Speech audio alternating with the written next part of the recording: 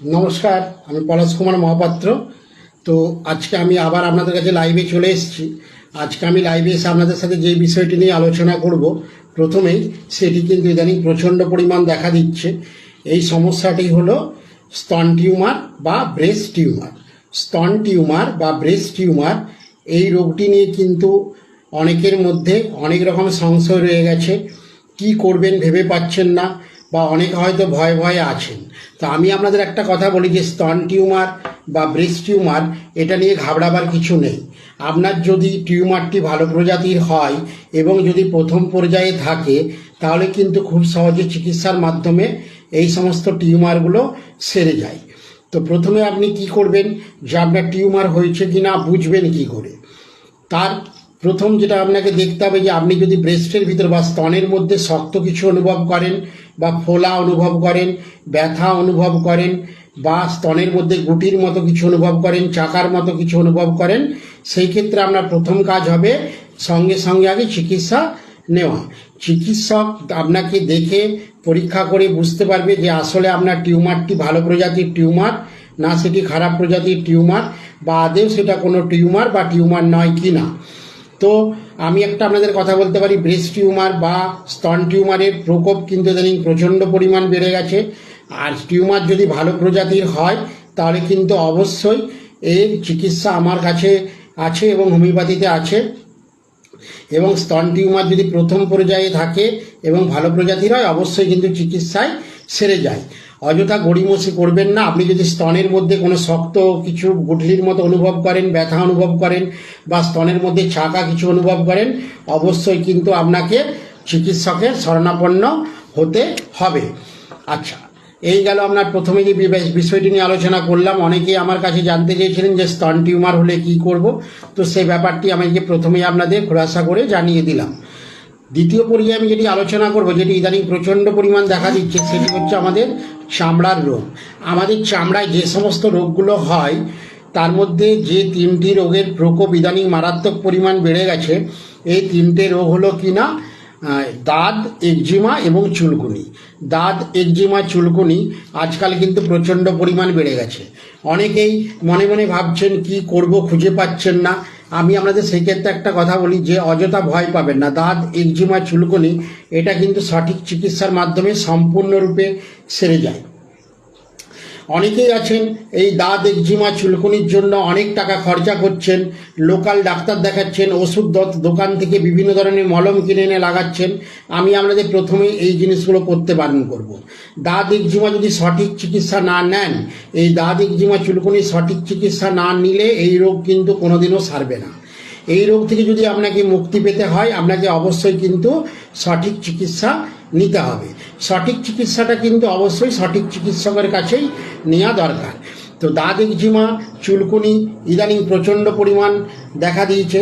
তো আমি আমাদের একটা কথা বলবো, এই রোগের চিকিৎসা সম্পূর্ণ 100% গ্যারেন্টিযুক্ত আমার কাছে পাওয়া যায়। এছাড়া আপনার সামনে যদি কোনো ভালো হোমিওপ্যাথি ডাক্তারবাবু থাকেন, অবশ্যই আপনি তাকে দেখিয়ে নিতে পারেন। দাঁত, একজিমা, চুলকুনি এটা কিন্তু চিকিৎসায় সম্পূর্ণরূপে সেরে যায়। আরেকটি রোগের কথা আমি আলোচনা করব, সেটি হচ্ছে ছুলি বা ছলম। ছুলি বা ছলম অর্থাৎ গায়ের মধ্যে, মুখের মধ্যে সাদা সাদা দাগ ছোপ, গায়ের মধ্যে, মুখের মধ্যে সাদা সাদা দাগ ছোপ, এটা যদি কারো দেখা দেয়, সেটাকে আপনি প্রথমে সেতি বলে গুলিয়ে ফেলবেন না। কারণ এই ছুলি রোগ সম্পূর্ণ চিকিৎসা নিরাময় হয়ে যায়। আপনারা যদি কেউ ছুলিতে আক্রান্ত হন, আমি আপনাদের 100% গ্যারেন্টি দিয়ে বলতে পারি, এই রোগগুলো কিন্তু সঠিক চিকিৎসায় সম্পূর্ণরূপে সেরে যায়। সঠিক চিকিৎসার জন্য আপনারা আমার সাথে যোগাযোগ করে নিতে পারেন। প্রয়োজনে যদি আপনাদের কাছে ভালো কোনো হোমিওপ্যাথি ডাক্তারবাবু থাকেন, তাকেও দেখিয়ে নিতে পারেন। অবশ্যই আমি আপনাদের বারবার একটা কথা বলবো, সঠিক চিকিৎসা কিন্তু আপনাকে সঠিক ডাক্তারবাবুর কাছে নিতে হবে। দ্বিতীয় আরেকটি বিষয় নিয়ে আমি আলোচনা করব, চামড়ার রোগ সম্বন্ধে আলোচনা করতে গিয়ে, যেটা ইদানিং প্রচণ্ড পরিমাণ দেখা দিয়েছে, সেটা হচ্ছে সোরাইসিস। দেখুন, সোরাইসিস নিয়ে অনেকেই ভয়ে ভয়ে আছেন। অনেকেই হয়তো মনে মনে ভাবছেন যে সোরাইসিসের কোনো ট্রিটমেন্ট নেই, কিন্তু আমি আপনাদের জানিয়ে দিই সোরাইসিসের ট্রিটমেন্ট আছে। সোরাইসিস কিন্তু চিকিৎসাতে সম্পূর্ণরূপে সেরে যায়। আপনার দরকার সঠিক চিকিৎসা নেওয়া। সঠিক চিকিৎসা নিলে সোরাইসিসের যাবতীয় সমস্যা সম্পূর্ণরূপে সেরে যায়। আরেকটি চামড়া রোগ ইদানিং প্রচণ্ড দেখা দিচ্ছে, সেটা হচ্ছে সিঁদুর পরলে অ্যালার্জি, সিঁদুর অ্যালার্জি। বা মাথার মধ্যে স্মৃতিতে সিঁদুর পড়লে সেখানে চুলকুনি হচ্ছে, সেই জায়গাটা কালো হয়ে যাচ্ছে, মামড়ি পড়ে যাচ্ছে। সিঁদুরে অ্যালার্জির প্রবণতাও কিন্তু ইদানিং প্রচণ্ড পরিমাণ বেড়ে গেছে। আপনাদের মধ্যে এমন অনেকেই আছেন যারা এই সিঁদুরে অ্যালার্জি প্রবলেমে ভুগছেন বা সিঁদুরে অ্যালার্জির সমস্যায় ভুগছেন। তাদের আমি একটা কথা বলি যে সঠিক চিকিৎসা এই রোগগুলো কিন্তু সম্পূর্ণরূপে সেরে যায়। আপনারা যদি সঠিক চিকিৎসা নেন, আমি আপনাদের গ্যারেন্টি দিয়ে বলতে পারি এই রোগগুলো কিন্তু সম্পূর্ণরূপে সেরে যাবে।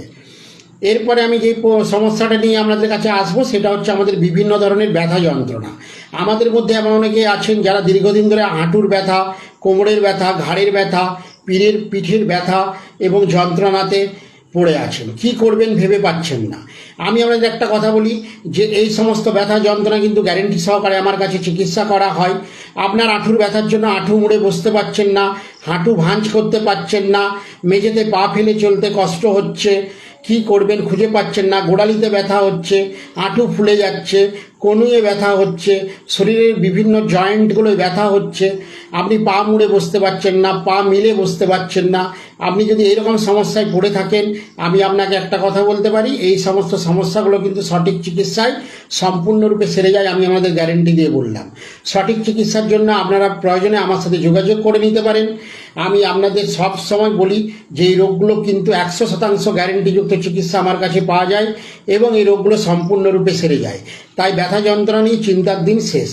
এই ব্যথা যন্ত্রণার সমস্যাগুলো আলোচনা করতে গিয়ে আমি আরও 3টে রোগের কথা বলবো যে এই প্রবলেমটায় অনেকে হয়তো ভুগছেন। সেটা হলো Baat, arthritis, spondylosis. Baat, arthritis, spondylosis এটা এখন কিন্তু আমাদের মডার্ন ট্রিটমেন্টে অনেক ভালো চিকিৎসা আছে। মাত্র 2 থেকে 6 মাসের ট্রিটমেন্টে বাত, আর্থারাইটিস, স্পন্ডেলাইসিস সম্পূর্ণরূপে সেরে যায়। আমি আপনাদের গ্যারেন্টি দিয়ে বললাম।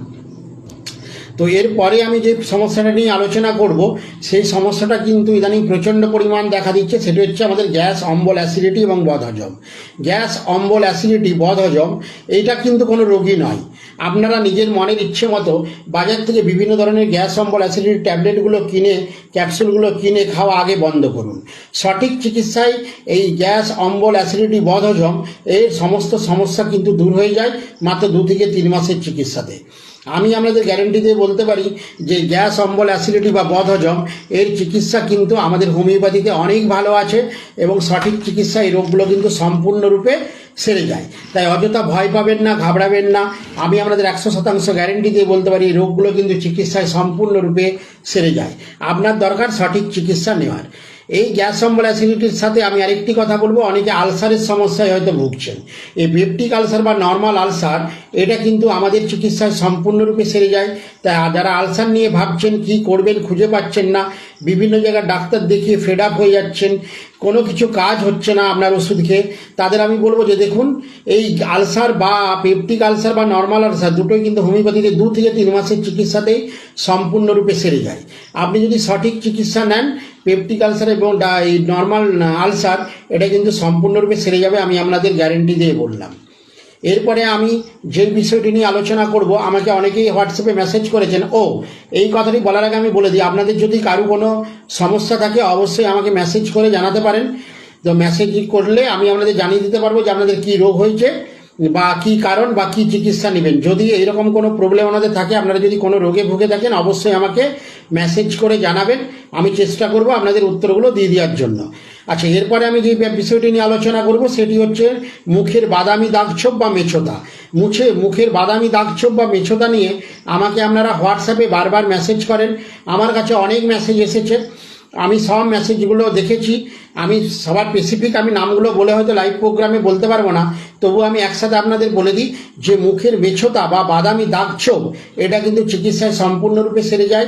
আমি আপনাদের গ্যারেন্টি দিয়ে বললাম, মেছোদা বা মুখের বাদামি দাগছোপ এটা কিন্তু চিকিৎসায় সম্পূর্ণরূপে সেরে যাবে। আমি আপনাদের গ্যারেন্টি দিয়ে বলি। তাই সঠিক চিকিৎসা নেওয়া যদি নিতে চান অবশ্যই আমার সাথে যোগাযোগ করতে পারেন, বা আপনার সামনে যদি কোনো ভালো ডাক্তারবাবু থাকে আপনি তাকেও দেখাতে পারেন। অবশ্যই এই মেছোদা বা মেলাজমার ট্রিটমেন্ট আমার কাছে অনলাইনেও পাওয়া যায়। আপনারা যারা আমার কাছে অনলাইনে ট্রিটমেন্ট নিতে চান তাদের আমি একটা কথা বলবো যে আপনারা আমাকে হোয়াটসঅ্যাপে মেসেজ, নাম, অ্যাড্রেস আর মোবাইল নাম্বার দিয়ে আমাকে মেসেজ করে দেবেন। আমি আমার ফাঁকা টাইম অনুযায়ী আপনাদের ফোন করে নেব এবং এর অনলাইনে ট্রিটমেন্ট পাওয়া যায় সেই ট্রিটমেন্টের আমি ব্যবস্থা করে দেবো। অবশ্যই আপনারা মেছোদার ট্রিটমেন্ট আমার কাছে অনলাইনে পেয়ে যাবেন। এরপরে যে বিষয়টি নিয়ে আমি আপনাদের সাথে আলোচনা করব সেটি হচ্ছে চুলের সমস্যা, দেখুন চুলের তো আপনারা আমার ফেসবুক প্রোফাইলে গিয়ে দেখেছেন যে চুলের যাবতীয় সমস্যা কিন্তু আমাদের মডার্ন ট্রিটমেন্টে একদম সম্পূর্ণরূপে ঠিক হয়ে যায়। চুল ওঠা, চুল পড়ে যাওয়া বা চুলের মধ্যে মামড়ি পড়ে যাওয়া বা খুশকি হওয়া, এগুলো কিন্তু আজকাল আর কোনো রোগই নয়। সঠিক চিকিৎসায় চুলের যাবতীয় সমস্যা সম্পূর্ণরূপে সেরে যায়। আপনার দরকার সঠিক চিকিৎসা নেওয়া। আপনি যদি সঠিক চিকিৎসা নেন, গ্যারেন্টি দিয়ে আমি বলতে পারি যে আপনার 2 থেকে 3 মাসের মধ্যে নতুন চুল বেরোবে, খুশকি মুক্ত হবে, চুল হবে প্রাণযুক্ত এবং মসৃণ সিল্কি। এই গ্যারেন্টিটা আমি আপনাদের দিলাম। আপনারা যারা চুল উঠে যাওয়া, চুল পড়ে যাওয়ার সমস্যায় ভুগছেন, আপনাদের এটা নিয়ে অযথা এত ভয় পাওয়ার কিছু নেই।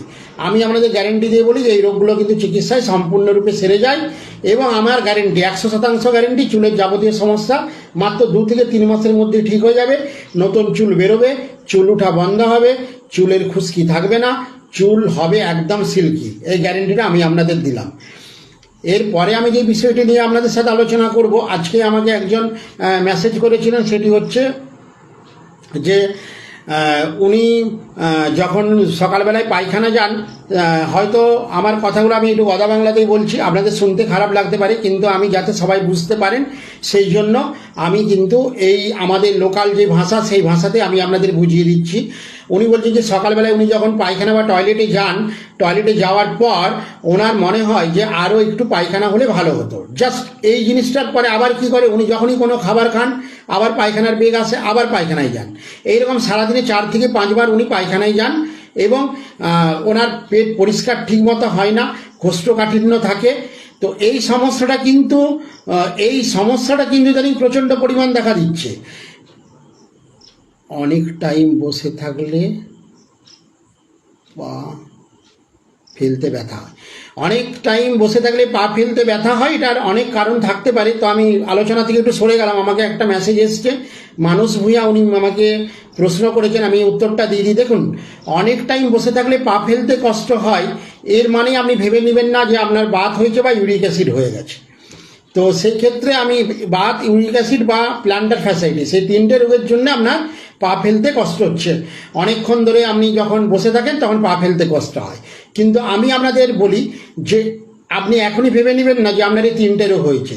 আরও একটা কারণে আপনার পা ফেলতে কষ্ট হয়, সেটা যদি আপনার শরীরে ক্যালসিয়ামের ঘাটতি হয় বা ভিটামিন বি কমপ্লেক্সের ঘাটতি হয়। তো সেই ক্ষেত্রে আপনাকে কি করতে হবে, আপনি আমার ফেসবুকে আছেন মনে হয়, তো আপনি যদি সামনে থাকেন, আমি একটা কথা বলি যে একটা ছোট্ট পরীক্ষা, ইউরিক অ্যাসিডের পরীক্ষা একটা করিয়ে নিন। যদি ইউরিক অ্যাসিড নর্মাল থাকে তাহলে জানবেন যে আপনার কোনো প্রবলেম নেই। আপনি একটা ইউরিক অ্যাসিডের পরীক্ষা করিয়ে দিন আগে। ইউরিক অ্যাসিড যদি আপনি আমার সামনে থাকেন, আসবেন, আমি আপনাকে লিখে দেবো। তো তার জন্য কোনো ভিজিট দিতে হবে না বা আমাকে দেখানোর কোনো টাকা লাগবে না। আমি আপনাকে ইউরিক অ্যাসিড পরীক্ষাটা আমার প্যাডের মধ্যে লিখে দেবো। আপনি গিয়ে যে কোনো ল্যাবরেটরিতে ইউরিক অ্যাসিড পরীক্ষা করান। যদি দেখেন যে ইউরিক অ্যাসিড নর্মাল আছে, তাহলে আমাকে ভেবে নিতে হবে যে আপনার এটা ক্যালসিয়াম ঘাটতি বা বি কমপ্লেক্সের ঘাটতির জন্যই ব্যথাটা হচ্ছে।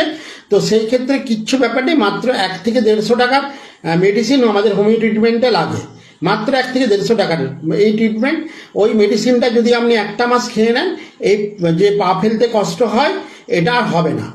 ঠিক আছে, আশা করি যদি আপনি আমার কথাটা বুঝতে পেরেছেন তাহলে আমাকে ইয়েস, বা যদি বুঝতে না পেরেছেন তাহলে নো, যে কোনো একটা লিখুন, তাহলে আমি বুঝতে পারবো যে আপনি আমার কথাটা বুঝতে পেরেছেন কি না। এটা আমাকে লিখে দিবেন অবশ্যই। যখন আপনি আমাকে প্রশ্ন করেছেন আমি উত্তরটা দিলাম, আপনি যদি আমার উত্তরটা বুঝতে না পারেন তাহলে আমি আরেকবার বলবো। আপনি যদি বুঝতে পেরেছেন তাহলে আপনি ইয়েস লিখবেন, আর যদি বুঝতে না পারেন অবশ্যই নো লিখে দিবেন, তাহলে আমি আরেকবার আপনার ব্যাপারটা নিয়ে আলোচনা করব। ঠিক আছে, ধন্যবাদ, আপনি বুঝতে পেরেছেন।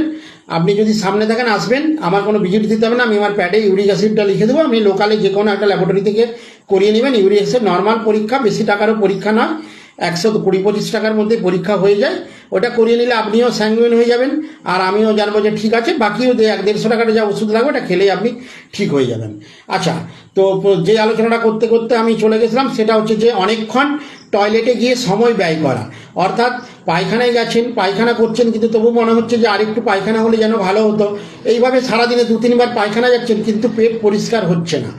আসলে এই রোগটি কেন হয়, এই রোগের মেন কারণ যেটি নাম সেটি হলো ইরিটেবল বাউল সিনড্রোম, আইবিএস রোগ ইদানিং কিন্তু প্রচণ্ড পরিমাণ বেড়ে গেছে। সেই কারণে আমি বলবো যে এই আইবিএস এর কারণে আজকাল অনেকেই কিন্তু অফিসে যেতে পারছেন না। বাড়ির থেকে বেরোতে গেলে রিলেটিভ বাড়ি যেতে চাইছেন না, কেননা আপনার এই ঘন ঘন মলত্যাগের ইচ্ছা, ঘন ঘন আপনি মলত্যাগের ইচ্ছে আপনার মধ্যে